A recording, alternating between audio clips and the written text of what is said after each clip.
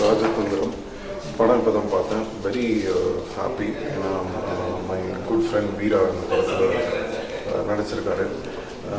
So ஃபஸ்ட்லேருந்து இந்த படம் வந்து ஆரம்பிக்கிற டைம்லேருந்து எனக்கு படத்தை பற்றி எல்லாமே தெரியும்.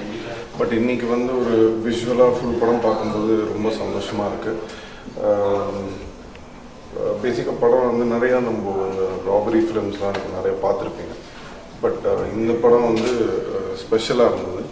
ரொம்ப கிறிஸ்ப் நீட், ஒரு தமிழில் வந்து ஒரு நல்ல அந்த மாதிரி ஒரு ஜானர் ஆஃப் ஃபிலிமில் வந்து எனக்கு தெரிஞ்சு I think Dev definitely done a very good job.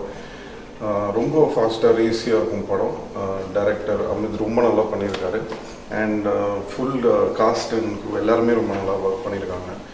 ஸ்பெஷலாக எல்லாரை பற்றியும் நான் தனித்தனியாக சொல்லனாலும் every one has done a very fantastic job. Comedy ரொம்ப நல்லாயிருக்கும், காஸ்ட் ரொம்ப நல்லா பண்ணியிருக்காங்க. And especially Veera perform really very well.